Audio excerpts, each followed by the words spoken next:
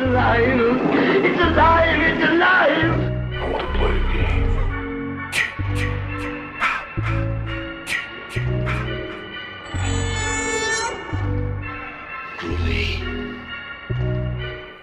Hello and welcome to the Sounds from the Grave podcast. My name is Yussef. And my name is Vania. And Jesus, what the fuck? Blasphemy. How dare you say something like that? But Seriously, what the fuck, Jesus? So, hi guys. We're out with another episode. Something that has to do related with some of the not originals. Wow, now IPs like HHN. Now I'm just starting to confuse both. It's like what? But anyway, we are talking about the Black Phone today. That's right. It's another one of the IPs that you can visit this year at Horror Nights in both Orlando and Hollywood, I believe. This one is a double house with Horrors of Blumhouse with Freaky and then the Black Phone. But we decided to do Black Phone because we both really, really like this movie. Yeah. And, I personally really, really like the house as well, better than the Freaky part. Absolutely. For me, I have to say the same. We'll get into the Horror Night stuff in a little bit. We'll talk about the movie first, and then we'll do our grave robbing facts, talk some more about the movie, do some final thoughts, and then we'll talk about the experience of the Horror Nights house as well. Yes, sir. Yeah, sir. But yeah, it's a very dark movie. Like, the thing is, like, as I have stated over and over in the past before, Blumhouse movies tend to be a hit or miss. Most of them tend to be a hit, though. Yeah, this one is a hit. Has over 80% in Rotten Tomatoes and whatnot. So it's really good, and it's one of those things that is based on a parent's worst fear, child's worst fear, whoever you want to do this. But yeah. Honestly, though, before we get into the Black Phone, I just wanted to touch on like one thing that dropped throughout this week, trailer wise. Did you see the trailer for Hellraiser already? No. Why not? How could you? Well, he just mouthed me why, and I was like, because not? I've been working and busy. It's like a minute and a half long. It's so worth it. It looks so good. Like, wow, I can't wait to watch that. Well, you can spoil it. It's fine. I mean, there's not really much to spoil. It's just visually stunning, and I'm like, the movie itself looks insane. That's all I can really say. But yeah, if you guys haven't seen it, definitely watch it. It looks like it lives up to the overall kind of look and feel of the original Hellraiser, and while adding the modern twist, and it looked great. Like, wow, amazing. Hulu is starting to get on my good side with their horror movies because they did a good job with Prey. Okay. And this Hellraiser looks good, so I'm curious to see what they're gonna do with Hellraiser. But anyway, sorry, I didn't mean to interrupt. Let's get back to what this episode is all about. So, Black Phone, directed by Scott Derrickson, who we all know as a director of Sinister and Doctor Strange. This is his latest film, starring Ethan Hawke. I don't remember this kid's name. It's somewhere in the grave robbing facts. Let me pull it up real quick so I can see his name, because this kid was really, really good in this film. He's a great actor, and I'm interested to see what else he's going to be able to do in the future. I think I have it on here. I think. Do I not have it? No, I guess I don't have his phone. Oh yes, I'm sorry. No, it's right here. It's Mason Thames or Thames. Okay. Yeah, he was great in this. As well as where I have all these names and I don't know where they are. Don't I have? Oh, I guess I didn't put that in there. Oh well, never mind. I don't remember the girl's name, but her character's name is Gwen. Finney's sister in the film, and she was also really, really good. And the basic plot of the story is there's this guy going around, they call him the Grabber, who kidnaps teenage boys, locks them up in his basement, and kills them. Finney is his latest victim. He gets captured and kidnapped and locked in this basement with the grabber. The only thing in the room is a bed and a black phone. So the black phone, what's crazy is that it's disconnected, but the phone still rings. When he picks it up, it's the ghosts of the grabber's previous victims helping him to get out. Yeah, that's the Which thing is about such the a crazy movie. twist, because when I first heard about this movie, I was like, oh, okay, this looks cool. It looks like, it's gonna be like a tense, like, psychological thriller with this kid trying to escape and, you know, trying to escape. I was not expecting the supernatural angle of, by the way, every time the phone rings, it's a ghost. And I'm like, Yeah. what? When I also like learned about that twist, I was just like, wow, like that's like super fascinating. It's like instead of just having like supernatural encounters, it's just kind of like the phone rings and he tends to talk to like the past victims. But we'll get more into that, I guess, between Mm-hmm. like the things that we liked, things that we didn't like, and stuff like that. Yeah. So, Another like fun little fact to know. It's actually based on a short story called "The Black Phone" by Joe Hill, who those of you who do not know, Joe Hill is actually Stephen King's son. oh. So look at that. Mm. Yeah, I have a lot of books to get through, but once I finish the ones I have, I'm gonna try and get a copy of the short story compilation that Joe Hill Yeah. wrote that has that story, because I really want to read that. Okay. Yeah, All right. but yeah, It's when I Stephen saw it, I was King like, passing Stephen, it on. hey, yeah, I was to say that, like, the King genes are going strong. Yeah. Yeah. So, what are some things that you liked about the film? Oh boy, where do I start? I really like the overall atmosphere of the movie. And when I mean atmosphere, I don't mean just like the creepy dark stuff. I mean it's set in the late 70s, and I love that it really captures that like late 70s feel with like the clothing, the architecture, the way the houses are decorated, the music, like it's very very 70s, and I'm like, I love that. I love that it's Yeah. a period piece, and it's very obvious a period, like that it's like a love letter to that period, to the 70s, Yeah. while also being terrifying. And then outside of the 70s atmosphere, I do like the overall creepy atmosphere of it. I liked the scenes that you're following Finney in the like when he's locked in the basement. It's very very heavy with making you feel that isolation, making you feel the fear that he's feeling. And it's just all from a visual perspective, not just, oh, I'm thinking I'm scared.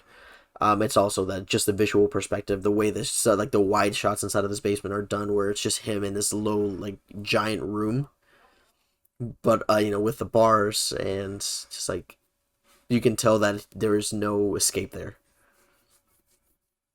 I definitely like with this movie, the thing that actually sells that idea is also how good the actor portrays that feeling of fear. Also with his sister as well, like when they're actually like upset or like they like the fear of her losing her brother or him not losing hope of not being able to get out of this dark vast room and everything that is happening to him. I think it is like the acting, it actually like sells it really good as well. Yeah, like Mason Taylor, like I said, everybody in this film is like at the top of their game when it comes to the Yeah. acting. And again, I think that also goes back to the writing too, because it's really well written. It's very well paced. It doesn't, like, there's no points where I was getting bored, or where I was like hoping, like, kind of just like, okay, come on, something happened. Like, there wasn't scenes of that happening at all, because the movie, it's like constantly showing you new things, which is crazy because it's showing you new things all in the same room. Yeah. And I do think what helps to alleviate that is the fact that they do keep cutting between Finney and Gwen as they're dealing with the same situation. So Finney dealing with being trapped in this basement, and Gwen trying to literally dream about where he is and find him. Like, I love that they Yeah. keep breaking between those two to break up the pace, so you don't get bored of one character because you're following one for too long, or not following him enough, and that kind of stuff. Um, and again, with the writing, they really did a good job of setting up a relationship between Finney and Gwen. How Yeah. it's very much like they're like, sure, they're brother and sister, but they protect each other. They truly like deeply love each other, even though they like to tease each other and everything like that. But once you see what their relationship is with their father, you really get how they really just have each other. Like it's kind of like you and me against the world type thing. And like that definitely comes across just in the first like 10 minutes of the movie. Yeah, I definitely think that that's like the selling point, especially like the way that the father treats like Gwenny kind of thing. Mm-hmm. Like it's just like so like sad because she has, I guess, a gift Mm-hmm. and whatnot, and he's just constantly reminded of how he lost his wife and everything in his life is shit and that kind of thing. But I mean, I'll get in more into that in another talking point. Mm-hmm. But definitely, it's like what you said, they definitely just have each other. Yeah. And that like it's just really refreshing to see that it isn't just like, oh, you're my idiot brother and you're my kid sister type thing. It's like, we have to take care of ourselves because our father is a drunk asshole. And even that's like really small scene when they're having breakfast and he's trying to be, they're trying to be really quiet while their dad is reading the newspaper. And she accidentally like snaps open the bread box, and he's like, could you be any louder? And she's like, sorry daddy. And they just stare at each other. They're like, be careful, like let's make sure it doesn't happen again. Like just that little look without them having said a word to each other gives you so much information about their living situation. Yeah, absolutely. And for me, was like you said, I do like how much, you can actually feel like it's the whole like 70s vibe, and it's definitely like you said, it's a love letter, and you can feel like that time period. It's almost like, I don't know, like the similar vibes between, like, I guess the 90s and the 70s can really like be felt there, especially like with bullying of the kids, and Finney being bullied and all this stuff. Like it really showed, like, I guess for me, when I watch this movie, it makes me like think of it in a way, but instead It of dealing definitely with has some something, it vibes, yeah. yeah, instead of having to deal with, like, I guess, a supernatural clown or the thing that only exists in your thoughts, this is something that's happening in their reality. It's someone that is grabbing kids, and it's like that one thing is like, don't like, and the grabber is kind of like the boogeyman. Like, if they hear about all these kids like going missing, and everybody's trying to be very cautious, but they don't know what this, I guess, grabber looks like and whatnot. Except obviously Gwenny, because Gwenny has had dreams about it, and she told like the police, and then they kind of don't believe her at first, but then after that, like, police is like, oh wait, she might be onto Yeah. something, or might be using. We're gonna use her gift, um, like, to be able to capture this person that is going around town and like disappearing kids and whatnot. So with the whole comparison between it and the grabber, like I said, it's just, this is happening in their reality, but there's like, the bullies, instead of it just being one bully, there's like the bullies, and then we have like Finn, and the fact that there's like a friend that used to take care of it, and he goes missing, and then after his friend goes missing, like the whole beat up scene, I don't know, like this serves, like, Wendy is like the, oh my gosh, what's her name? Beverly? From Beverly. But instead it's like sister, and then she comes into the rescue and freaking like grabs The I rock. love that Legit scene grabs a rock and where it smacks grabs the this right and kid. smacks the kid, This kid's and like like he profusely starts bleeding, bleeding. yeah. I was like, You know what I damn. love about that scene though? I love that they kind of play it almost. Sure, this kid's getting the shit kicked out of him, but they almost play it like a game where the kid that got rocked in the face just sits down, and then when Gwenny gets like punched in the face or something too, she goes to sit down next to him, and they're just kind of chilling there while they're just Yeah. watching Then Finn she get beat kind of up, looks over and she's like, oh damn, that's some damage I watching did. I Finney, did. yeah, and she's like, "All right, we should take a break." Yeah, so like I definitely like really enjoy, like you said, the whole vibe of the 70s and everything that has, Yeah, like, it goes on and it ties in with, like, kids on the block, nobody kind of believes them kind of thing. The parents are, the thing is, like, how, let's talk about that.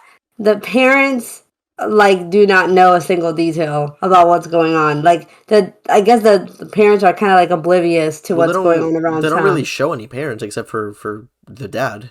Yeah, exactly. But you would think that, we would see Robin's parents being concerned about him like being I mean, shown and sure, whatnot. Like, that's definitely something that's kind of because why inferred. have the kids? But Why at the have same the time, kids? I'm kind of glad that they don't even include that, just because I feel like it doesn't need to be included because it's not really the story Yeah, of Robin and his parents. It's just we're focusing on Finney and exclusively Finney and Gwen.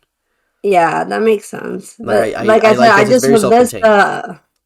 but it's just like the self awareness that this is going around town. It only seems like the kids know about the grabber rather Mm-hmm. than, and then the police obviously know, but like, what about everybody else? Yeah, Like, that's the only thing. I Obviously, it's think not like it's the the way I saw it is because like it's the I think the reason that it's like that is because they want you to focus on that fear you feel as a child. yeah, Like they want that's why they focus just specifically on children because they're like this is something that could have happened to me. That's something that could happen to my child. That's something that could happen to somebody else, like my brother's kid or something like that. Like it's a little bit more universal, I think. it makes sense. And also, the music design for this movie also really Oh sells it yeah, too. yeah. And the fact that from the complete silences of the isolation of the room to like the more dynamic music that goes throughout, so you can feel the tension or something, like, you can feel how like this grabber is just creepy, like Hmm. he just he's like a cool character, but it's like it shouldn't be glamorized kind of thing. But I was like, yeah, like the actor really, Ethan Hawke really sold Yeah. literally like the Ethan Hawke essence was like of, chewing up the scenery and whatever he was in this. yeah, for sure. Um, Going into something else I liked about this movie too is sure it's got those supernatural elements of like the ghost children talking to Finney over the phone, but it's still very much rooted in very real fear. And Yeah, that people who know me know this. The horror that scares me is horror that's based in reality. yeah, So like outside of the thing with the supernatural stuff, it's literally a story about a child abductor and killer. Like that is terrifying. yeah. But it's like you also feel like there's hope that he might be able to escape, but Hmm. you start losing hope for every attempt that Finney, uh, tries something that Yeah. a past child has told him before.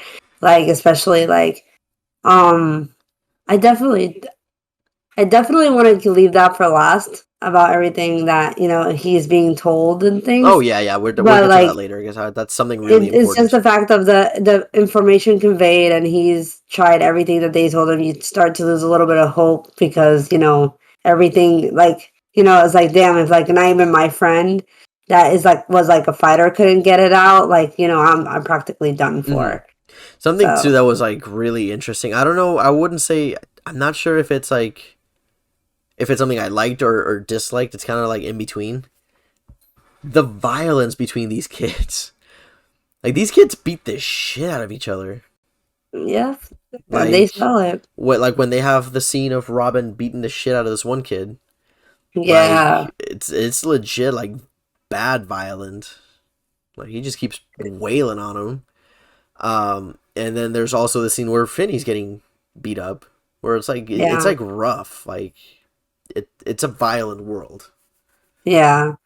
Like it pulls When no bullying punches. wasn't at its peak, but now we can Yeah. only hurt It each other on wasn't the internet. it Oh, wasn't no, and it wasn't like what they always show in movies of like, oh, the kid is like getting like bopped outside the head or like getting chased down the street and like that's it. Like this is what happens. Like what happens when they catch the kid? They beat the shit out of him.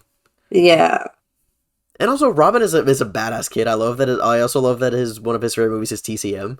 He's like, "Have you seen Texas Chainsaw? That movie's the best." And I'm like, yeah. "Yes, it is, Robin. You're right." And I also really liked the fact when Finney it was about to get beat up, because like, and the way that they also insult each other is like, I was like, this is a boys' bathroom, not for F Yeah. derogatory And again, word. that's a thing of the time. Yeah, and then the way that Robin comes in and washes his knuckles, he's like, "Damn, this boy Like legit, like stank. the most Like this gotta hurt." intimidating thing. This kid just And comes I in was like, washing his bloody "Wow." knuckles and like looking at the bullies like, "What's up? You fuck with Finny, you fuck with me." And I'm Yeah. like, damn. Robin over here, like ruling the school. Other than I just want to know. I mean, I guess that they picked on anybody back in the day, huh? But Yeah, I mean, it's there's just the that. fact that Robin was just like the kid that he doesn't mess with you unless like someone messes with him kind Yeah. of thing. And I Like, mean, it was like that one big kid that, like, at the beginning, the one that he's fighting, that calls him a racial slur. yeah, So like like legit, and he was like, yeah, I was going to stop, but these people need to learn. Like that's why I let the more blood they see, the more they're gonna learn that they can't mess with us. that's fair. Like he's like, I don't do it because I enjoy it. I do it to like show people like, hey, don't mess with me. Hmm. Like I'm just defending myself. But I also do like during the scene that Robin washes his knuckles and say, "Hey, you can go now, whatever, bye, bitch." Yeah, he's Like, like, fuck off, little you bitch. really see like the type of friendship that almost like Finney admires Robin because Oh he yeah, there's definitely wishes he could admiration. like Yeah, he could be like that. and But it's one then of like those things where Robin like they, shows him like, I was like, you have to stand up for yourself one yeah, day because yeah, like like it's almost like that's I'm about to graduate kind of thing. You need to defend yourself kind of deal. type of thing. Yeah, or like one of those things like, hey, like I'm not always gonna be there to help you out. Like you're gonna have to do this on your own someday. Type of thing. Yeah. There's that, and it's also how well they complement each other. Because obviously, Robin is like the fighter, the tough guy, but he's still vulnerable enough to say, hey, like Finny, like, can you help me out with my math? I'm having trouble. Yeah, that's a good friend. Like, yeah, like I love that friendship between them, where it's just like, again, they watch out for each other. Yeah, but I guess we can go into the stuff that we didn't like. That's a very short list for me. Yeah, I mean, If I had to it's say a, one thing, and it's very like kind of a small scene, it's not really there too much. Mostly because I feel like it didn't really need to be there. Was the scene with Max, the grabber's brother? yeah, Except for like the thing that happens at the end, sure. Because I mean, we needed something, I guess, to like keep the story moving. Um, but I really didn't need that whole break of them going into his house and he's got like a conspiracy theory board on his table while he's also doing cocaine. yeah. And I'm like, That that was, was so out of left field. I guess it's to show that kind of person that he was crazy, but he also did drugs. So Yeah, and like the reason they put it on there is because they wanted to break up the pace a little bit. They were like, we don't want this to be too depressing. We want to put at least a little bit of comedy on there. But yeah, at the same time, it feels so out of place for me. that makes sense. Where I'm just like, eh. Like I would understand, I think it had to do with the writing in that section. Like I was like, okay, I'm okay with like the whole conspiracy theorist, like, hey, like I can help you guys with the case type thing, but I feel like they put it a little too comedic for like the Yeah, overall atmosphere and tone of the film.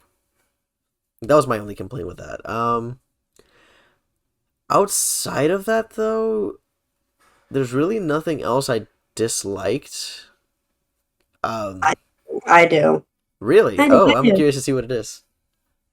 The fucking scene where they find out. I guess this is when Gwenny has the premonition that her brother is missing, and like she knows the house. And then she kind of calls the police.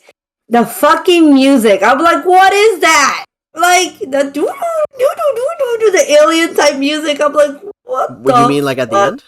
Yeah. You don't like that? I, That's the Pink I was Floyd. like, That's Pink that Floyd. makes no Well, you know sense what that to song is me. called. You know what that song is called though. It's called "On the Run." Yeah, on the run, and it still amazing. I felt like I was watching like some type of sci-fi music. Like I was like, "Yo, what the literal shit is going For on?" me, Like, it's good because it's like it's literally like both stories are literally about to collide into each other.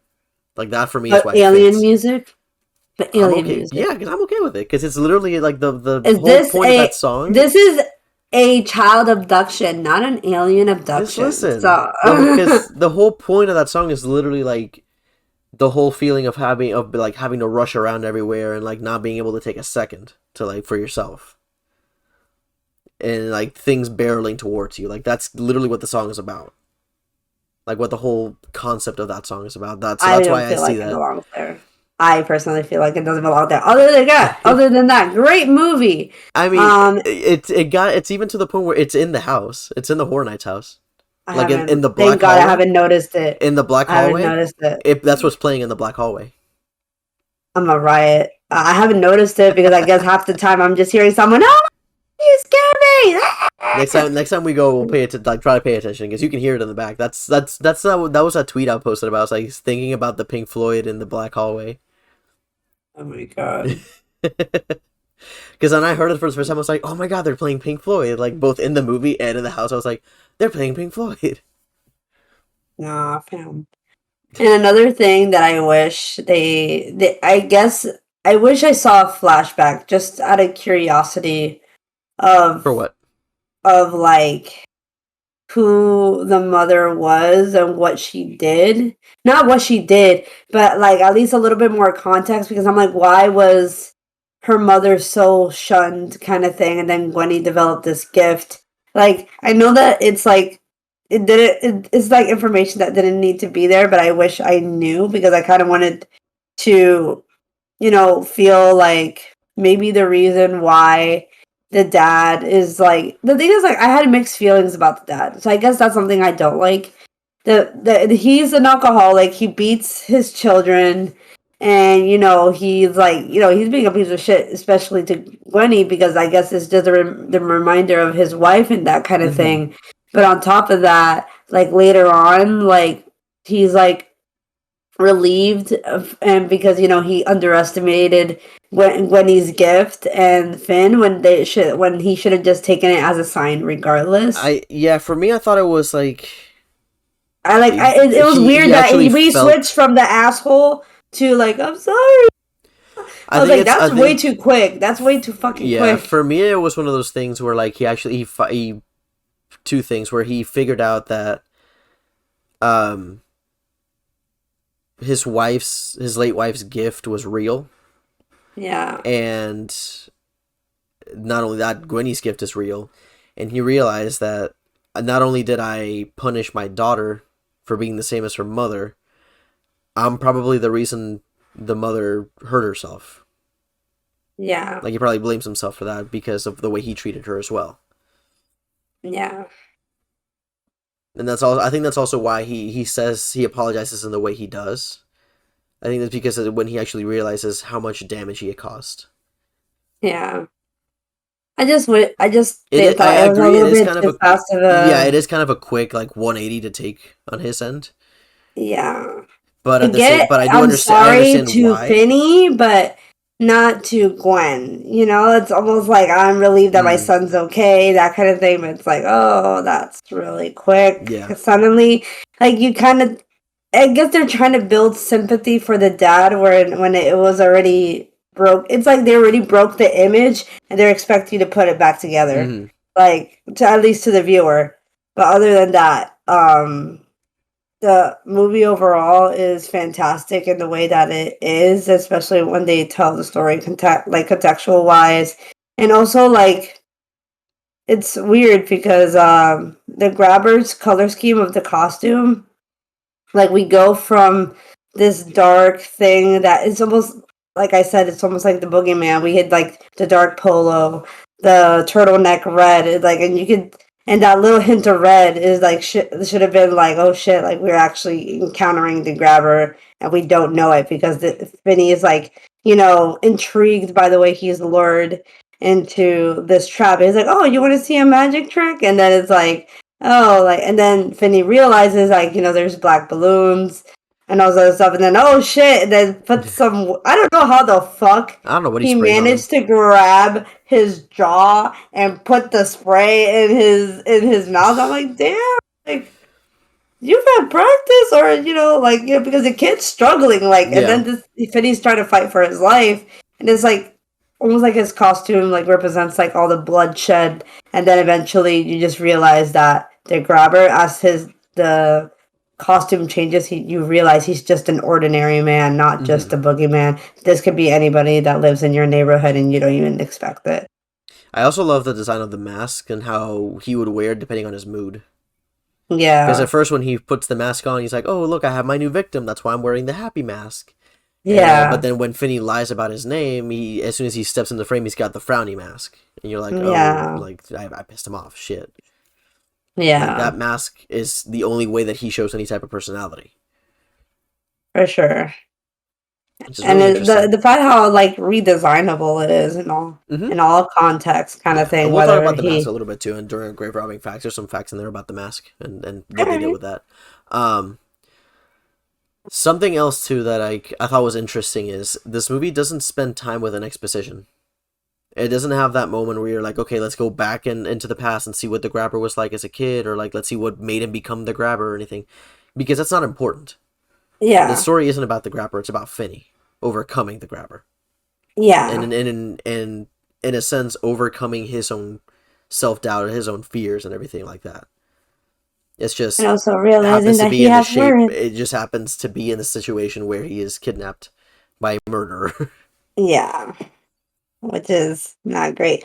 Also, why let's talk a little bit about this. This is something that didn't make sense to me. I don't know if that you would consider that as a dislike. Why did Robin go towards the grabber? Like, instead of just, because it seemed like he had like business with him. Yeah, it's like he walked up to him or something. That was I was weird. like, because the grabber just takes kids and intrigues them, and not like, why was he there in the first place? Like, like, was there a deal? Was there something like? Yeah, like, well, the cops kind of explained in the movie because they said it was on a Saturday and it was right next to like a little convenience store where he had bought some stuff. Yeah, but at the same time, he's like walking towards him, which is kind of weird. Yeah, and it almost seems like a warehouse. Doesn't seem so much of a convenience store. Well, it's because it's supposed to be the back of the building. Oh, because like yeah. they're like, for example, if here in Apopka, there's like a whole strip mall. If you go behind that strip mall, it looks just like that. Yeah, like it's he even was got like that going same, towards like it's even got like him. that same railing that he walks past. Like it's even got that. That's like really creepy too. I don't know. Like, that was like the one thing in the movie that didn't make sense to me. I'm like, why yeah, are we focusing? I think it would have to do. It didn't have to do with the story. I think it had to do with like the way the shot was framed too. I feel like they should have just parked the van closer to him. Yeah, or maybe he was going home, or we should have at least seen Robin leave the convenience store, go to the back of this building, because maybe that's the way he got home. Mm-hmm. The van was just conveniently there, and he was like, "Oh, look, a free person." Or have it set up in a spot where he wouldn't notice the van at first, like it's like parked like in a corner. So like when he comes around, he doesn't even notice the van. He just keeps walking, like, and just like cut it there. Like, just like that would have been interesting. I think there was a scene with one of the kids on the bike that they were being followed by the grabber. Like, that would make sense. Mm-hmm. But why would, like I said, it's just the way it was framed. He's like, I'm just gonna go towards this black van. Just like weird framing. I love how they also like break that stereotype and makes it a little bit more unique. How you see a white van that looks like that. Oh, fucking kidnapper. And this time it's a black van, like it doesn't make it any more creepier at all, but like it breaks that stereotype. I was like, oh, there must be some kids in there. I used to make that joke all the time. No, then I realized it wasn't funny anymore. So I was like, oof, maybe I shouldn't say that joke anymore. Yeah. Maybe it's in poor taste. But yeah. But yeah, like I said, there's really not a whole lot I disliked about this movie. I mean, I genuinely entertained by it. I genuinely freaked out by it in certain points. It's funny because I've seen this movie twice now. I saw it in the theater for an advanced screening with Kyle. There's just your name drop. There you go. Add it to the list. And me and Kyle were sitting next to each other, and during one of the first jump scare, I see Kyle just hop a little bit, and I'm like, huh.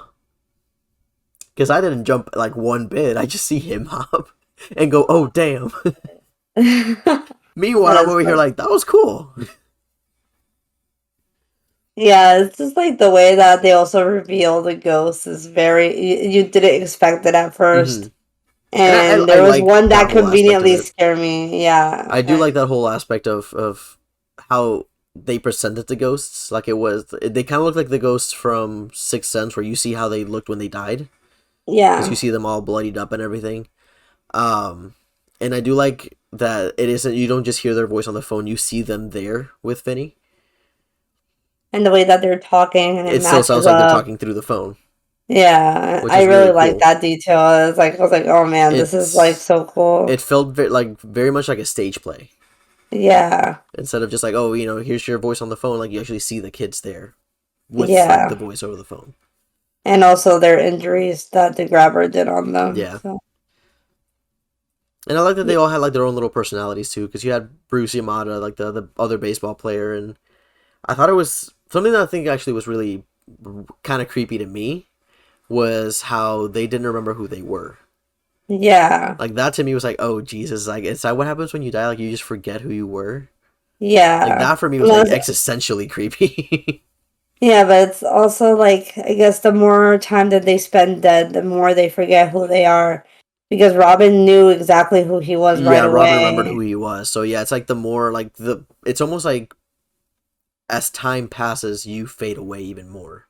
It's almost Yeah, like people forget about you type thing, which is makes just like sense. really, really freaky to me. And what's also very creepy is the way that the kids uh repeat certain sentences. So it's kind of like, Your arm things is that like they, the thing with Bruce. Your arm is mint. You almost got me. yeah, yeah. And then I forget the one that the paper boy said. But yeah, and then also like it's right there. Like, this is the end of your pathetic little life. And like, Yes. here it comes, motherfucker. Like, that's And you, what Billy went. yeah, and we'll talk about that when we get to like the end of the movie, because like it'll tie back into the thing at the end too. Yeah. Yeah. But before we get into that, I think we're gonna take our little break. We're gonna get into our grave robbing facts, give you some behind the scenes stuff, and then talk to you guys in a little bit.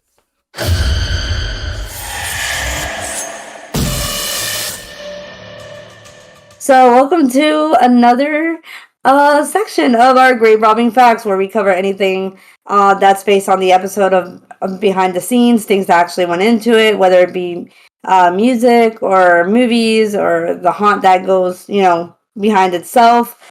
Anything that has to do that went through the entire back behind the scenes process. So, these are 10 grave robbing facts on the Black Phone. That's right.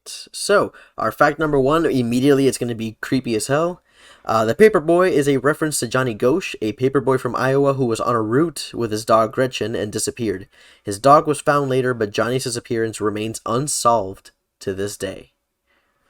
Oh, it's Right kind of off the sad. bat, we're getting real creepy with it. Real dark, real quick. Poor dog. Poor dog. Poor Gretchen. Yeah. Yeah. But that is super creepy, and the fact Yeah. that we include real inspirations. Yeah, we love Mm-hmm. that. Aren't you glad that we're all adults, unless we look like a 12-year-old, aka me?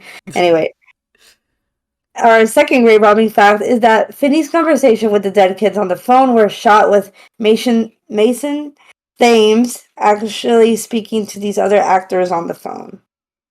So I thought That's that was gotta pretty go. cool. Yeah, I think that was a good way to like connect the scenes together. Yeah. So now what But I'm curious also is, like, so those scenes when they're like when he's talking to the phone, but the kid is also in there. Is it just a recording that he's listening to, or was it, or the kids like CGI'd in there like after the fact, like where they just like added like kind of pasted on there? That's what I'm curious yeah, about. or lip synced, Yeah, it's interesting how they did that. because it's either that or they managed to find a way to, I don't know, put a mic on the kids, do it in the same scene, and add it on later. Just weird. Yeah, it is. Because the I'm thing is, like, interested to the see lip how they sync shot is a that. little, is the scene is just a little too perfect, if that makes sense. How do you mean? Like, the lip syncing that the kids do when they're in the same room, like, What I'm it thinking doesn't seem like is, off, what I'm like thinking is like they had the kids record that in the room by themselves. yeah, Took that recording, changed it so it sounds like it's coming from a phone. yeah, But no, but it says he's actually talking to them on the phone. That's what's so weird. So how the fuck did yeah, they do that? yeah. And How? lip syncing is actually very hard to do. So the fact that you see it sync up perfectly with their emotions, the way they say it, because there's some things that you can lip sync. Let's talk. Going into the whole topic of like TikTok. How people lip sync. I'm like, Yeah. of course. I'm like, yeah, that's not doesn't look good. But I mean, yeah, we try, but it's not something that pulses or comes out of our voices naturally. So it's just the fact, like, it syncs up so perfectly. He's in the room, and we're taking audio from that same the phone. It's just super creepy. So, like, I think it was very well done. So Yeah, I agree. Your turn? oh yeah. Oh, no, No, never mind. It's my I turn. don't I'm know. sorry. Grave Yeah, Robbing I fact was number like, 3. Sorry about that, yeah, I was guys. like, you started with the paper. So, number 3. Derrickson, the director, Scott Derrickson, included a scene from The Tingler because it's a direct memory of seeing the film as a kid and being truly freaked out. That's the black and white movie that Finney was watching when he was home by himself. Scott Derrickson also said that was the beginning of the horror director in me, I suppose. So, Oh, like, that damn. was the movie that, like, scared him enough to be like, I want to do that to other people. Nah, that's cool. That's so Yeah. cute. Like inspiration and stuff. Yeah. Our great rhyming fact number 4 is that the grabber is a clown in the short story, but Hill himself suggested that in a post-it world, they couldn't keep that and should instead switch him to a magician. In early drafts of the script, it was also described that the mask as leather with ones with a smile or a frown, but Scott Derrickson knew that they'd be the centerpiece of the film's marketing, so he spent a lot of time designing it And and a lot of it's money. so much better that they do that. Because Yeah, like a leather mask would have just been weird. It would have been. I think it would have been a little too like BDSM. And I think it yeah. would have just taken out part of the experience for me. Yeah, I agree. The thing is, like, I tell you, like, it was in if they would have gone that route, this would have been very, almost like derived off of it. Like it's Yeah. like because it has that vibe of like the It movies, but instead of like being a clown, it's someone that actually exists in real life. Hmm. So I'm kind of glad that they went towards that decision of changing it and making it a little bit more realistic. Oh yeah, I agree. And creepy and like different enough that it sets itself apart from other things because like it's Yeah. one of those things now where you look at that mask and you're like, oh, that's the mask from Black Phone. Mhm. You don't just say, oh, that's a mask that was used in some movie. I don't know. Yeah. But speaking of the masks, that leads us into our next grave robbing fact, which is the grabber donned several creepy masks throughout the film, each exposing different portions of his face. They were designed by legendary prosthetic makeup artist Tom Savini, which makes perfect sense as to why they're so creepy. Mason Thames said that the first time he saw the mask coupled with Ethan Hawke's bone-chilling performance, he was terrified. I would be As too. you should. If I see Ethan Hawke coming at me with a mask like that, anybody with a mask like that, I'd be like, yeah, I'm done. Yeah, I was like, oh, Get yourself please another don't actor. take me. Yeah, so that's really awesome that it was designed by Tom Savini. Hmm. Love his work. And I think, and this might just be more outside of the design. I think it might be the actual like fitting of it, but it fits Ethan Hawke really well to the point where it just feels like an extension of him. It does not feel like he's just wearing a mask. It just feels like it's him Yeah, sometimes, which is really well I made. agree. Like it just feels like it's just part of the character. It isn't just like, oh, I put this mask on to look creepy. Yeah, it really does feel like an extension of him. I do have to agree. Yeah. Which makes me wonder if they designed it specifically for his face, I or think is it like something that it I was just conveniently it was like, I all wonder. right, I wonder if it's one of those things where they designed the mask like a couple of designs first, but when they actually landed, him in the role, he probably might have had some input into the design of it too for him to both be comfortable and to be able to act the way he wanted to act in it. yeah, So it's probably a mixture of the two things. I would have loved to see if they ever. It might be maybe if you got like the Blu-ray or the DVD or something, if it has the special features, a look at the design of the mask, so you can like see what the original designs would have been and stuff like that. That would have been cool. Because I'm curious as to how many iterations they went through before they like landed on those specific looks. yeah, I agree. It kind of looks a little bit of the old Ghost mask from like the band, but now they Like the use it completely. early looks. Yeah, the early looks, it kind of Yeah, looks like it, but it's not like like a whole lot. It's just like interesting. with especially with the one with no face and Like the like the frowny mask. eyes and the horns. I don't know too much about the Okay. hair because there was no hair on the one of Hmm. the black phone. But other than that, I'm like, you know, I thought it was also interesting. I was like, oh, this is like a That's cool. nameless school mask, but but this one definitely like separates it from anything that we've ever seen in films. Yeah. Our sixth grade robbing fact is that the director and co-writer Scott Derrickson lists the 400 Blows, which is released in 1959, and The Devil's Backbone, 2001, as one of his major influences on the film. Yeah. Now those are movies that I want to watch just to see where like how he got the inspiration for them because these are movies that I Yeah, had never even heard of. I agree. So now I'm like, all I right, let me look up 400 Belows. Let me look up The Devil's Backbone, and let's see how like where the inspirations are. That's yeah, something I like to see too. Like when I watch a movie and then like a couple of times I'm like, all right, and then like I look at interviews with the director or the writer, and they're like, oh yeah, like I was inspired by this movie and this movie and this. I always like to go back and see what those are and like see what like bits and pieces they took from those films or TV shows or whatever, and how they yeah, incorporated that into their movie. So like that's definitely something that I'm gonna be doing. I'm gonna be finding these movies and watching them at some point or another. yeah, But grave robbing fact number 7: the line running through the wall in the basement from the phone is a reference to the poster of Sinister from the same director. yeah, That was a really creepy poster too, with like the girl with like, the bloody hand leaving a line across the wall, and then you see Bagul's face like smeared in yeah. blood. So I like that it's a nice little Easter egg to his previous work. I definitely recognized that. I was just like, oh, this looks kind of like Sinister. Ah. But there it is.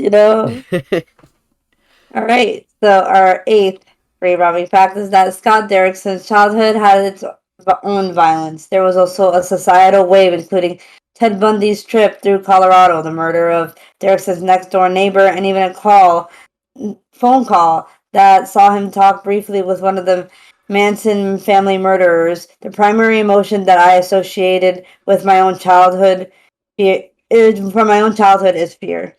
That is like a terrifying time to grow up in, and like to be in the middle of that, of like, hey, we're in the middle of this manhunt for Ted Bundy, or like this is at the time that Ted Bundy was doing all these killings.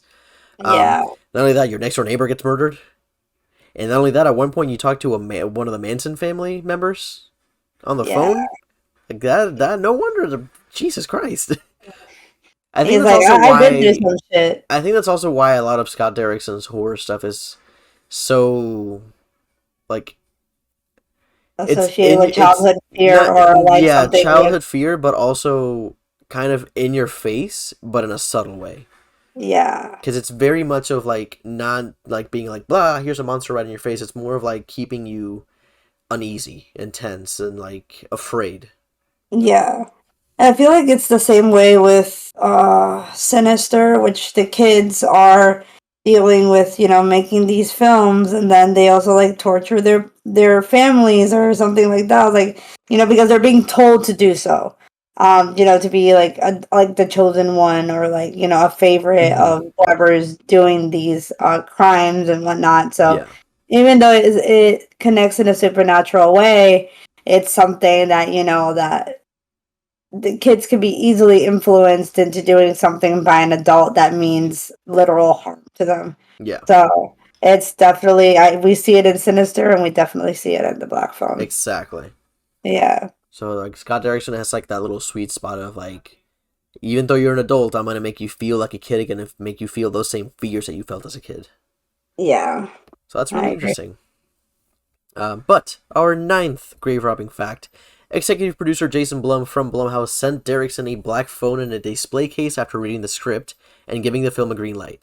Derrickson moved into a new house in August 2021, as his previous house had burned down in 2018, and I love this. And Blum secretly had a black phone mounted on the wall of the new house's basement.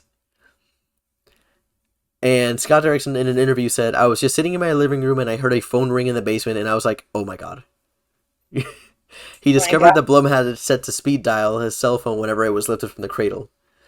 So Oh, that is like the creepiest prank to play on somebody, and it sounds like somebody Jason Blum, who owns, like a horror film studio, would do. Could you imagine, yeah. like, you're like in your house and riding the black phone or something, you hear a phone go off in your basement, you're like, yeah, you know what? Time to burn this house down too. Yeah. Oh, that's so sad though. That's hilarious though. Oh Well, my obviously God. no, not his house burning down, but like, I mean, like Whoa! having somebody put a like prank you in that way. Yeah, that's fair. Not his house burning down. That's terrible. Jeez, We all have dark humor, but we all that's a have little too our dark. own. I Yeah. know where to draw the line. Anyway, so our last and 10th grave robbing fact is that I want this movie to sound like a childhood fear, and is what Derrickson told the composer Mark Corvin, who was signed on immediately. And he did a great job. The Yeah, music, like the instrumental pieces, the non-licensed music, is really really good. It's really tense. yeah. It's subtle when it needs to be That's on the subtle. run. Shut up. It's subtle when it needs to be Uh, subtle, and it's dark and brooding and foreboding when it needs to be as well. Like I think Waxwork is actually releasing the soundtrack on vinyl. I'm like, I really want to get that. That's cool. Yeah, I'm like, can you guys like have some sort of sale or promo code? Because I also want to get the Monsters album because that one's supposed to drop tomorrow, and I want to get that one Cool. tomorrow too. Yeah. Please, por favor. Oh, hopefully, maybe. Maybe. Anyway, but yeah, that was our last grave robbing fact there. So we are gonna bring you back to our regularly scheduled programming.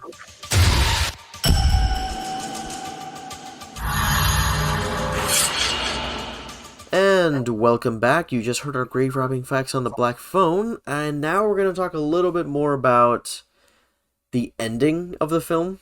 Mostly because there really aren't a whole lot of kills. Like obviously there is murder in the film, but you don't really see it. So it's really kind of Yeah. hard to describe a favorite kill or something like that, or a favorite, stuff like that. Because really, there's only one major kill that you get to see on screen outside of the. Well, actually, there's two. So I guess we can Yeah, talk about there's both of those. So we'll talk about the two kills. The first one that we get is already gnarly, and that's Max, the grabber's brother, getting an axe to the head via the grabber. Yeah. And it's just the fact that he like wobbles down and then he tumbles down and I was like, and the thing is like And it's the all way that because he it talked too happened, much. yeah, he All because talked too much. instead of just calling the cops, and then like He's instead like, of releasing "You want to footage. know how I found you?" Like, I was no, like, dude, just get me the fuck "No." out of here. Yeah, I don't exactly. need to know that. Just tell me. How about this? Tell me after we get out. Yeah, exactly. But no, But I he's like, guess I'm he gonna tell took you it right quick now and while you're still locked up in this gross looking basement. yeah. So that's definitely one of the kills. The next kill is definitely when Finney is killing the grabber, with strangling him with the cord, and then the phone rings and he said it's for you, Oh, puts I it over love his that so ear, much. and he's like, "This is the end of your pathetic little life," and Like all I all love the that. quotes Yeah, that happen. and again, that's where we're gonna talk about the ending because it's all everything has been foreshadowing the end of the film. Yeah, And then and it's such a nice way to do it because you don't even notice that it's literally everything that he's going to be using later on in the film. It's just like, oh, he escaped, he tried to escape, it failed, he tried to escape, it failed. You see that at first, but then when you see how everything gets connected, you're like, oh, it all makes sense now. yeah, It wasn't just failed escape attempts. So the way that it's set up is the first call he gets is from Bruce, and he says, hey, there's this little bit of tile that I lifted up in the floor next to the bathroom. You can keep digging. I tried to dig a tunnel. I didn't get to it in time. So, okay. hmm So if he does the same thing, he's like, all right, let me try to dig this tunnel.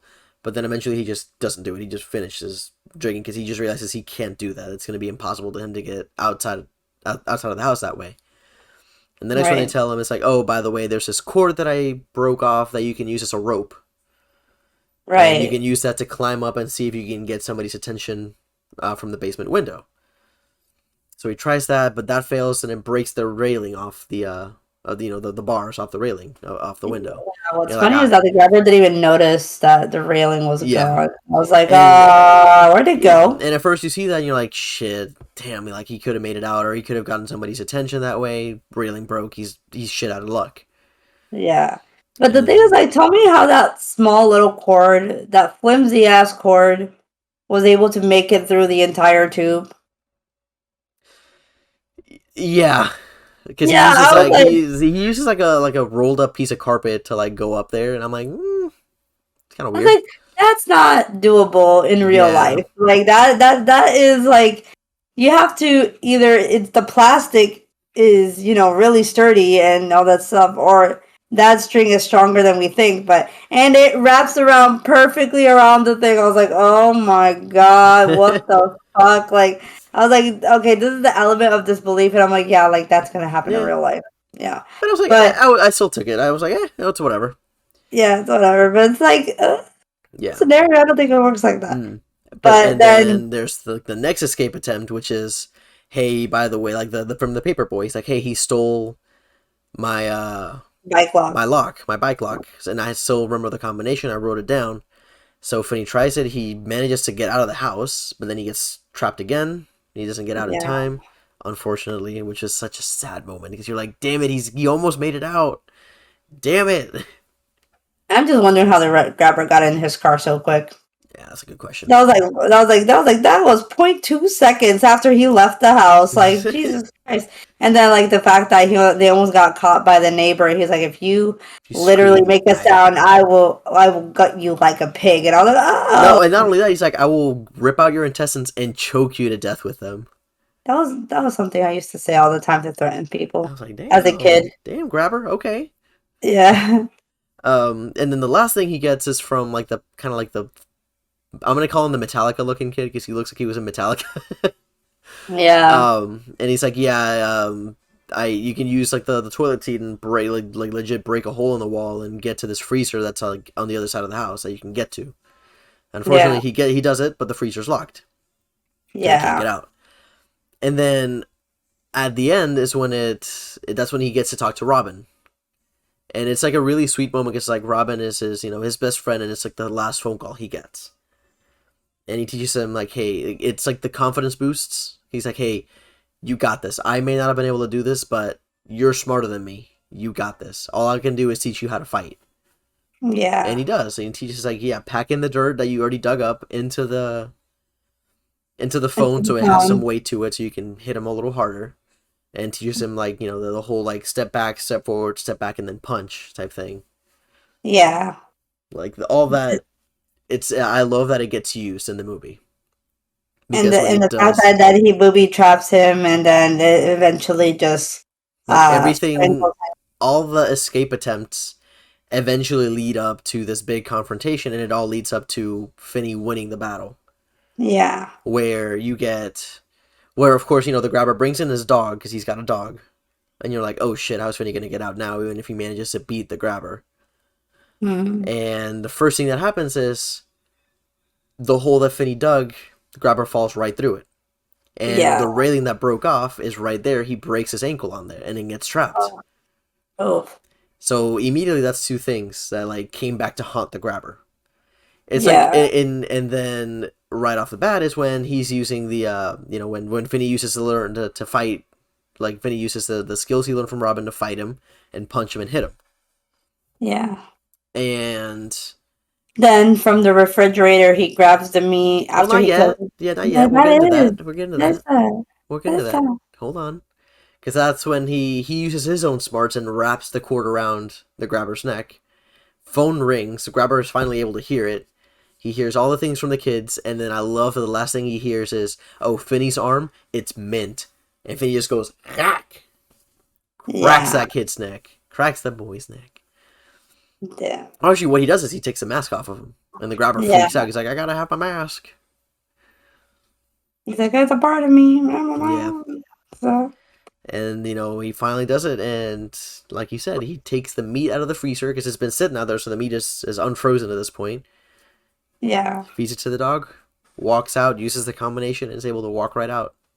Yeah, but... So, in a way... that's the craziest thing, like after all those attempts, the big reveal is literally like the most intense out of all of them. I feel like. Mm-hmm.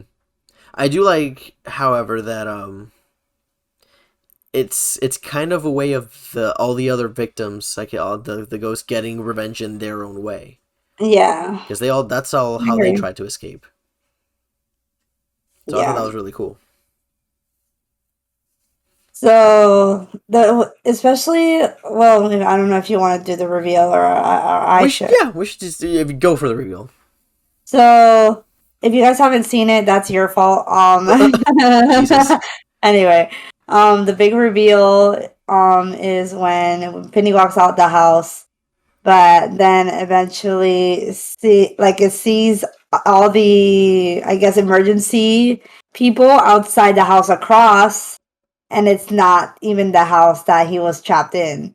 But it got pretty close, and he sees his sister and whatnot. And then, but the thing is, like later before that, the police officers run and go into a house, and they see where he buried his victims, but then they put it together like he's been killing these kids somewhere else. Mm-hmm. So he was actually trapped in the house across, where Alder Grabber was killing the kids and then taking them across the street to another vacant home Yeah. kind of thing. So yeah, At that's what's first, crazy. that freaked me out at first, because I thought it was gonna have like a twist ending where turns out, they finally found the house like months later, and Finney's been dead the whole time. That's what I thought they were gonna do when Yeah, the house was empty and everything, and I was like, oh shit, did he not make it?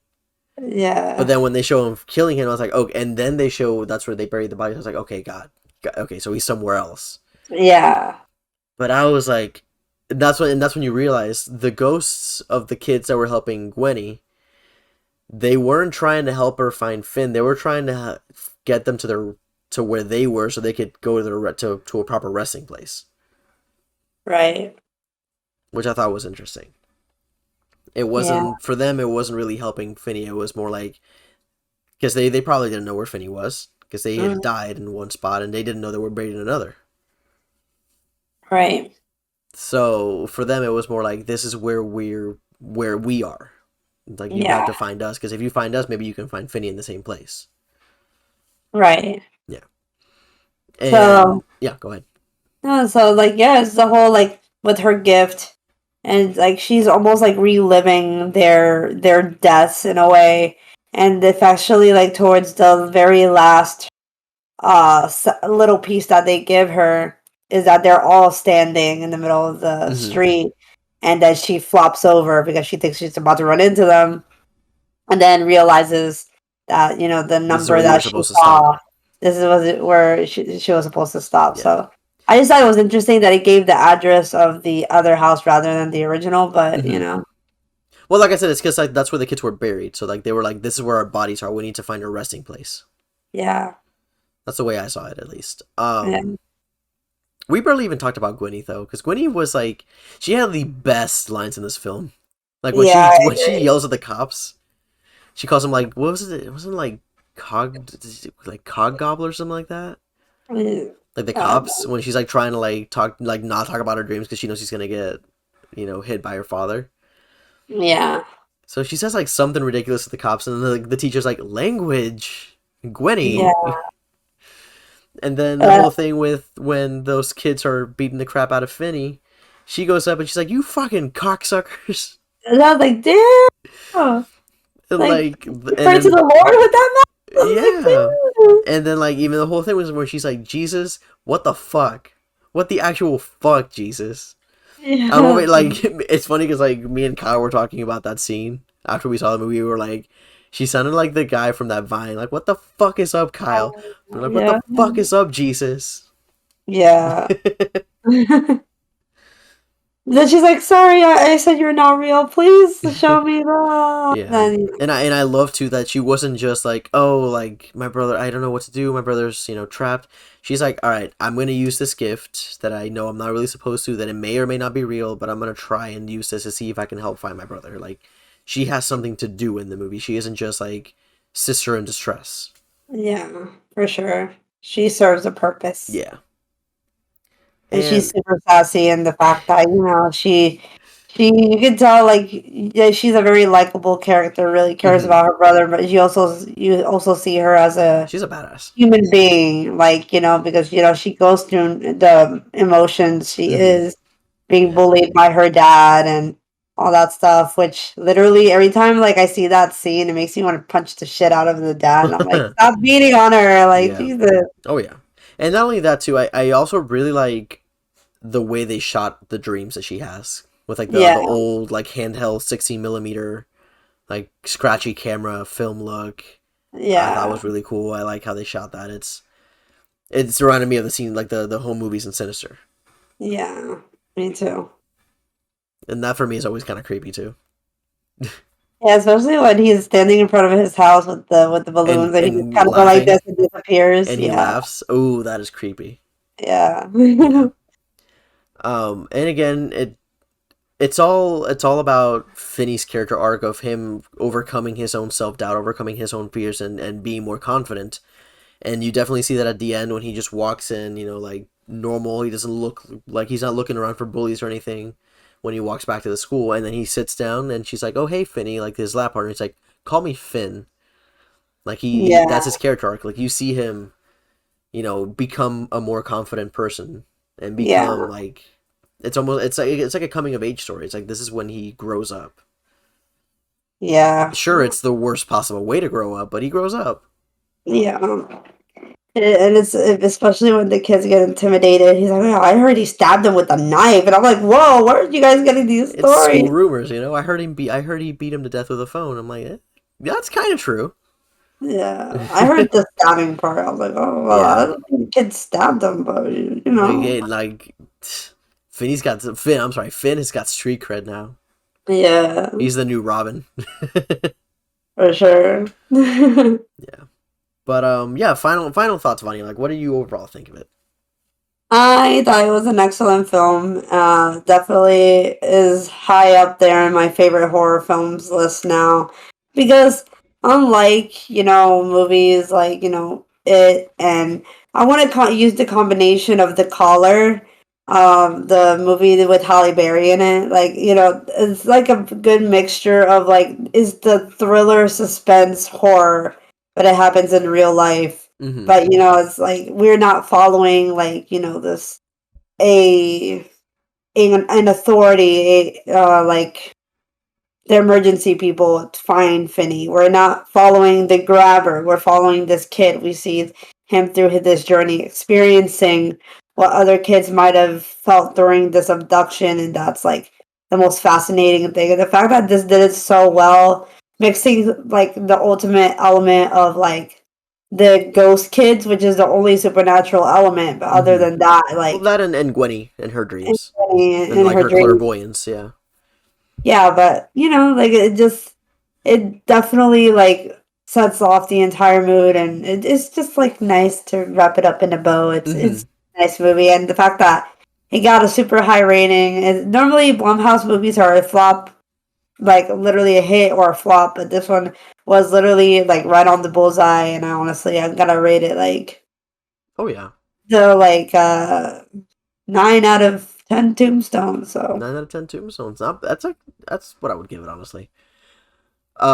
Yeah, I mean, I echo a lot of what you just said, like in terms of atmosphere, like music, writing, acting, like everything in this movie is efficient. Everything has a purpose, and it's also wildly entertaining. yeah, And like it's definitely one of those movies that I could see myself watching over and over again, like trying to pick up on all these other like little hints and that kind of stuff too, and like um trying to because like watching it the second time I was like, let me see if there's like in the background during like those scenes when they're outside, like maybe you can kind of see the grabber or something in the background. I'm like looking around to see if like maybe he's been like stalking him before he takes him and that kind of stuff. yeah. um but like that's one of those things where like I want to watch it again and just like see if there's more hints of like the grabber's overall presence in the film and that kind of stuff. Yeah, agreed. Yeah, yeah. And it's like I said, it's really tense. It's just a beautifully shot movie too. Like cinematography wise, it's incredibly beautiful. Like Yeah. it's like haunting beautiful. It isn't like, oh, look at all the pretty colors and look at all the special like beauty, like, you know, wide shots and everything. It's just like Contemplating dark it's colors. yes, it plays very well with the lighting and the shadows and just like the overall gloominess of you know, that like vibe of everything with like all these kids missing and all that kind of stuff. Yeah. So I mean, yeah, I agree with you. It's Especially a like you kind of get a nine out of glimpse of, 10. especially since you can kind of get a glimpse in the beginning of the film when it starts off officially, like the news and also like like the posters of the missing kids. Like you kind of get a glimpse of what this movie is actually going to be about because and it highlights very much of the missing kids and in this town kind of Mm-hmm. thing. So I think that those shots were actually like, I guess it wraps up everything that's going to happen in the movie, other than obviously the phone in the basement, but Yeah. the real premise of the movie, which is like Right, child it's abduction. exactly right off the bat. It's like, hey, like we're not gonna pull any punches. This movie is gonna be, you know, it's gonna deal with a sensitive subject matter, Yeah, like warning trigger. This is your warning and trigger. it does it tastefully. It doesn't go for shock value. Yeah, It doesn't just like automatically start like showing you by killing the kids or anything. It's just like it's very like subdued in the way it shows and the everything. interactions with the grabber, Mm-hmm. which you didn't think it would show up like be that way, but once you piss off the grabber, that's the end of you. So Yeah. But now that we've talked about the movie, we can talk a little bit about the house for Horror Nights because holy yes, shit, it's a good house. yeah, it really is. Genuinely scary house. Because it's got when it comes to following the overall feel of the movie, it definitely does a really good job of that. Because like as soon as you walk into that section of the house, the first thing you see is the missing kids posters, and then like the news bites of Yeah, like, yeah, like another child abduction has been reported today, blah blah blah, so and so of like 13 years old has been has been missing, like all that kind of stuff. And then the first thing you see after that is the van. yeah, the van, and then literally right at the corner. Do you want to see a magic Do you trick? want to Do see a it. magic trick? Yeah, Jeez, yeah. those characters do so well, especially Mm-hmm. like through each son of those like set dressings, like especially with the room. I'm like, yo, Oh like yeah, when you they get really to create the room, these it's rooms, really weird. Yeah, and I do something that I noticed too, which is really weird about this house. The sound design is really interesting. It's very different from the other houses this year. yeah, It's a little bit quieter because have you noticed that like some of the houses this year are like loud, they're in your face because they have to like like the yelling triggers and that kind of stuff. yeah, But like a lot of them are just the grabber just saying words or like the phone doesn't work and like that's it. It isn't yeah, like him just like yelling or anything. Like sure, there's like a yelling scene at the end of it. Um, but then when you get to the first ghost sighting, which is I think the kid they call Pinball, which is like the kind of the Metallica kid. yeah, When he shows up, they don't even have him yelling. All they have is like a weird like sound sting and then like white lights and he just pops up. yeah, and then And that's he like comes right really towards. creepy. It feels very like kind of like the movie. It feels very subdued and very muted as opposed Yeah, to like in your face. I agree, And and then the fact I do that like like the those little corners where all you see in front of you is just the phone with like a spotlight on it. yeah. That was really cool too. Yeah, it's like at every corner there is a phone somewhere, and then you see the phone everywhere. Phone is Like, literally everywhere. and like through each one of those scenes, like a scene. I guess every phone represents a cut scene from the movie, Mm-hmm. from like each one of those angles, and then like the costume design, especially like the. I wish we like. I mean, this is like asking for too much. Like there's like I wish there was a scene where you were actually like walking up the basement and you see the grabber like sitting the way that he is in that Mm-hmm. one in the kitchen, but Yeah, well, but I it's mean, we like do have the grabber in the kitchen at least, so where he's like yeah, sleeping there. and So, that's and I when heard that in we're like the able to play a naughty I did boy. hear the Hollywood version is a person. It isn't a mannequin like we do in Orlando. It is Oh, some dude nice. pretending. Like sometimes they'll switch him. There'll be a mannequin sometimes, but other times you will get a person. That's Which cool. I'm like, oh Jesus, that's terrifying. Yeah. um, yeah, it definitely feels like you're following Finney's journey throughout the movie because it's pretty much telling you the story of the movie in sequential order. Yeah, for sure. But then you get to the fucking black hallway with the boo holes at the Yeah, end of that black hallway. yeah, I don't like Because those. it's just a pitch black hallway, and you're like, shit. Yeah, and then like the drop panels and all that Yep. stuff. Like, oh, they're the worst. Yeah. But then, like throughout the house, we, like you even see like the kids like hanging from like the walls, like different kids that he's seen had he's killed. You see the grabber with an axe. You see the grabber in like all his different outfits. It felt like a fashion show for Yeah, the because grabber. the grabber Honestly, was serving some looks every once in a while in that yeah, movie. like we got the black polo one. We got the Christmas sweater. We The have Christmas sweater. We got the polo. We got the white polo shirt. yeah.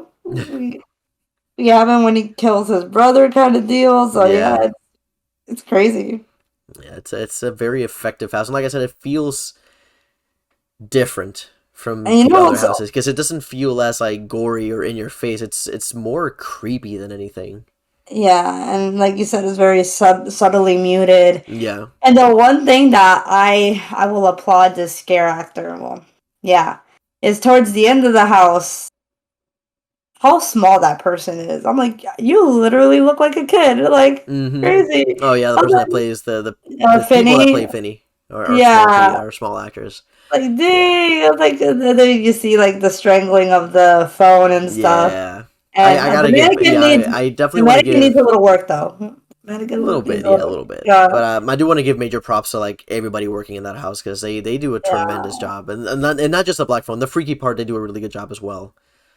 yeah. Like both It's a sections of start. Blumhouse, yeah. Black it's just that black phone like got to me a little bit more than freaky because freaky I was just about having more fun than actually getting scared. Yeah, But in terms of like the actors, the scare actors doing a really good job. Everybody did a tremendous job in both sections of it. yeah, I agree. Yeah, But I mean, I think that's really all we have for this episode. I love talking about this. This movie is so good. It's honestly one of my favorite movies of this year, yeah, me and too. it's creeping its way into the top 10 of my favorite horror movies. I don't know where it is just yet. I gotta reevaluate. I haven't. There's a bunch of movies I want to rewatch again and like reevaluate my top 10. Maybe make a top 20 at some point. Yeah, But like it's up there with yeah, like how good it was, yeah. It's something that you want to watch during Halloween season. So or any season. it's the season, any Just any season. season, Yeah, just watch it. yeah. For those, I mean, if you want to watch it, it's for those of you that have Peacock, it is on Peacock at the moment. Peacock Um, Premium, not on the regular. yes, Peacock Premium, and if you don't, it's already out for you to buy or rent as well on VOD, or if you want to buy a physical copy, which I want to do. I want to get either a Blu-ray or the 4K of this because I want to watch Yeah, the special features. makes sense. But yeah, that's, I mean, definitely if you haven't had the chance to, I highly recommend that you watch it. It's a very good, very tense horror movie. Yeah. But yeah, that's really all we got for this episode. I want to thank you guys for watching, or for listening or watching, depending on how you're doing this. But before we leave, we're gonna do our basic housekeeping. So Vanya, if you'd like to start us off, and where can we find you? You can find me on YouTube or on Twitter under HHN Cultist. I basically cover anything from haunts to horror inspired makeup looks or anything that has to do with Universal Studios related. Just a really big freak of anything that Universal or other haunts do, horror related in general, which is why I'm a part of this podcast, I guess. But like, yeah, if you guys want to follow my obnoxious tweets on, unpopular opinions or any updates that I have about any haunt happening during this spooky season, that is the best way to find me.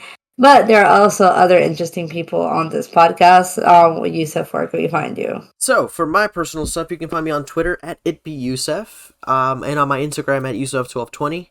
Tend to be a little bit more active on Twitter just because like I shit post a lot, Yeah, a lot. Um, really. Clearly, and I don't post a whole lot on Instagram. But outside of that, we have our lovely podcast, Sounds from the Grave. You can find us on Instagram, Facebook, Twitter, YouTube, and then our podcast itself. You can find us on Anchor, Apple Podcasts, Spotify, pretty much anywhere that you can get your podcasts. We also have our email, soundsfromthegravepodcast@gmail.com, and you guys can always send us an email if you want us to talk about something, or if you want to give us your thoughts on a recent episode that you just heard. We'd love to talk to you guys about it. And then we also have our TeePublic. We have some merch out. We have 2 separate shirts and a sticker out right now with some badass death metal fonts. So definitely check those out if you'd like. And it's really all we got. So again, thank you guys so much for all your support and for listening to us. I hope you have a good day or good night from whenever you're listening to this, and that you Stay spooky. Bye, everybody. Bye.